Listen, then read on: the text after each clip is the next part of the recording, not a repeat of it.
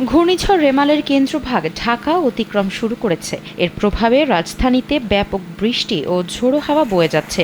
ঘূর্ণিঝড় রেমালের তাণ্ডবে রাজধানীতে রাত থেকেই ছিল থেমে থেমে বৃষ্টি ও দমকা হাওয়া। তবে এখন ঘূর্ণিঝড় রেমালের কেন্দ্রভাগ ঢাকা অতিক্রম করতে শুরু করেছে। এর প্রভাবে রাজধানীতে ব্যাপক বৃষ্টি ও ঝোড়ো হাওয়া বয়ে যাচ্ছে। বিভিন্ন এলাকায় জলাবদ্ধতা দেখা দিয়েছে, চরম ভোগান্তিতে পড়েছে হাজারো মানুষ। এদিকে রাতেই দেশের সব জেলার উপর ঘণ্টায় সর্বোচ্চ ৮০ কিলোমিটার বেগে ঝড়ের পূর্বাভাস দিয়েছে আবহাওয়া অধিদপ্তর। সোমবার দেশের অভ্যন্তরীণ নদীবন্দরগুলোর জন্য দেওয়া আবহাওয়ার পূর্বাভাসে এ তথ্য জানানো হয়েছে। আবহাওয়াবিদ মোহাম্মদ বজলুর রশিদের সই করা বিজ্ঞপ্তিতে বলা হয়েছে, সারা দেশের ওপর দিয়ে পূর্ব বা দক্ষিণ পূর্ব দিক থেকে ঘণ্টায় ৬০ থেকে ৮০ কিলোমিটার বেগে বৃষ্টি অথবা বজ্র বৃষ্টি সহ অস্থায়ীভাবে ঝোড়ো হাওয়া বয়ে যেতে পারে। এসব এলাকার নদী বন্দরগুলোকে ২ নম্বর নৌ হুঁশিয়ারি সংকেত দেখাতে বলা হয়েছে।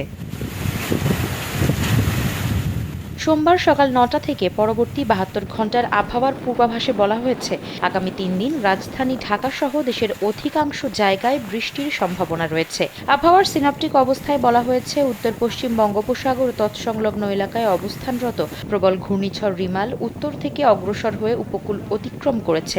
এটি দুর্বল হয়ে বর্তমানে যশোর ও তৎসংলগ্ন এলাকার স্থল গভীর নিম্নচাপ হিসেবে অবস্থান করছে। এটি আরও উত্তর পূর্ব দিকে অগ্রসর হয়ে ক্রমেই বৃষ্টি ছড়িয়ে দুর্বল হয়ে স্থল নিম্নচাপে পরিণত হতে পারে। এর ফলে রংপুর, রাজশাহী, ঢাকা, ময়মনসিংহ, খুলনা, বরিশাল, চট্টগ্রাম ও সিলেট বিভাগের অধিকাংশ জায়গায় অস্থায়ীভাবে দমকা বা ঝোড়ো হাওয়াসহ হালকা থেকে মাঝারি ধরনের বৃষ্টি বা বজ্রসহ বৃষ্টি হতে পারে।